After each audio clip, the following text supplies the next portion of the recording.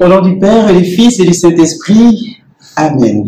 Chers abonnés de Parole de Dieu au quotidien, soyez les bienvenus pour cet instant précis, où l'occasion nous est donnée de rencontrer le Seigneur notre Dieu au moyen de sa sainte parole, laquelle parole est donnée de façon gratuite et gracieuse pour tous les hommes, pour tous les croyants. Si tu aimes cette chaîne, bien-aimés frères et sœurs, ne cesse pas, ne manque pas de liker, de partager, de faire connaître cette chaîne pour que le Seigneur puisse rejoindre chacun d'entre nous là où nous sommes.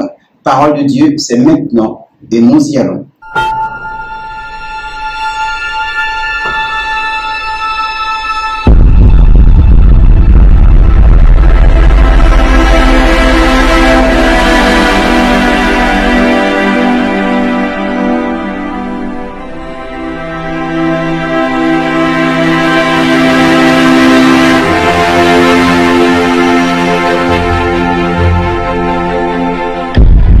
Bien-aimés frères, nous sommes au jeudi 29 mai et en ce jour, Mère Église nous donne de faire mémoire et donc de célébrer la solennité de l'ascension de notre Seigneur Jésus-Christ. Et en ce jour, les textes que Mère Église nous donne, la liturgie nous donne, pour la première lecture, c'est un extrait du livre des Actes des Apôtres, du chapitre 1 au verset 11.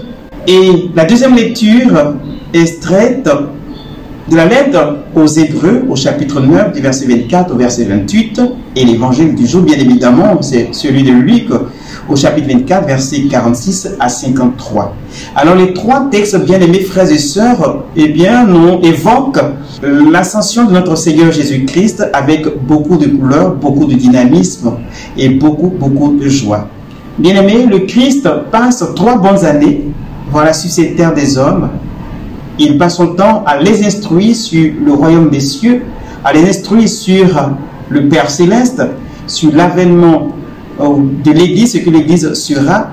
Mais après sa passion, sa mort et sa résurrection, il les rassemble à nouveau pour leur donner quelques instructions avant de se retirer, avant d'aller vers son Père. En ce jour de l'ascension, les textes dans leur ensemble nous invitent à poser nos regards sur la personne du Christ qui, après sa mission ici-bas sur terre, est appelé à rejoindre le Père céleste. Alors, quel est le sens ou alors la spiritualité qui se dégage de l'ascension de notre Seigneur? Qu'est-ce que cette célébration, cet événement unique et fort important pour la chrétienté catholique, peut bien signifier pour nous chrétiens de ce siècle présent? La première des choses qu'il nous faut savoir, bien-aimés, nous sommes ici-bas sur cette terre en pèlerinage et nous sommes là, chacun de nous doit marcher dans la volonté de Dieu, accomplissant la volonté de Dieu. Et une fois notre mission achevée ici-bas sur terre, nous sommes appelés à rejoindre la maison paternelle, c'est-à-dire le ciel, le paradis. Et c'est ce que le Christ fait. Il retourne vers son Père. Et le retour de Christ vers son Père n'est pas un abandon des hommes.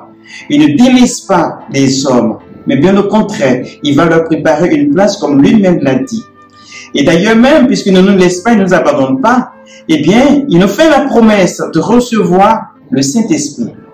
Mais avant d'évoquer l'Esprit Saint, réalisons, frères et sœurs, que l'ascension de notre Seigneur Jésus-Christ se fait 40 jours après l'événement capital de la Pâque. Après la mort, la résurrection et la résurrection du Christ, nous célébrons l'ascension de notre Seigneur Jésus-Christ. Et donc, pour le judéo-chrétien, l'élévation de Christ symbolise simplement ou alors signifie l'élévation de l'âme. Le Christ est élevé, il entre dans la gloire du Père et il en sera ainsi pour tous ceux qui auront vécu de façon fidèle et attachés à l'Église, attachés à la sainte doctrine du Christ et qui auront servi leurs frères et sœurs à travers l'Église. Et donc, l'ascension de notre Seigneur Jésus-Christ doit nous rappeler aussi notre prochain départ vers le Père. Bien-aimés frères et sœurs, le Christ, en s'élevant vers son Père, là-haut dans les cieux, nous montre le chemin, la voie que nous aurons empruntée. Car il a dit, là où il sera, nous aussi nous serons. Et qu'il part vers le Père pour nous préparer une place certaine pour chacun d'entre nous, selon que nous aurons vécu de façon fidèle à ses recommandations ici-bas sur terre et en l'Église. nous devons, à travers cette montée de Christ, nous efforcer toute notre vie durant, en tant que chrétiens, en tant que baptisés, chercher à accomplir pleinement la volonté de Dieu. Et c'est le devoir de tout chrétien, de tout baptisé, de pouvoir imiter le Christ, notre Seigneur et Sauveur. Et pour que nous soyons à même d'accomplir pleinement la mission qui nous est confiée par le Christ, eh bien, le Seigneur Jésus-Christ nous promet l'avènement de l'Esprit Saint, lequel surviendra sur nous 50 jours après pour nous donner de vivre la Pentecôte, qui est aussi un événement capital pour la chrétienté et la catholicité. Mes frères et mes sœurs, demandons au Seigneur en ces solennités de l'Ascension de nous faire la grâce d'avoir nos cœurs qui s'élèvent en sa présence, que nos regards puissent se tourner résolument vers lui, là-haut dans les cieux, afin de désirer ardemment ce lieu, de sorte que lorsque sera venu notre temps, le moment pour nous d'être avec le Père, que nous puissions nous retrouver dans sa présence bienheureuse et glorieuse. Et alors, nous aurons à savourer la joie des enfants de Dieu, la joie des bienheureux du Seigneur. Puisse le Seigneur bénir chacun d'entre vous depuis vos différents lieux, là où vous trouvez, que le Seigneur vous rejoigne et vous accorde sa grâce et sa bénédiction. D'ici là, portez-vous bien et ne manquons pas d'aimer, de partager ces chaînes, histoire de la faire connaître, et en agissant ainsi, nous contribuons à l'évangélisation. Voilà, selon la volonté de notre Seigneur Jésus-Christ.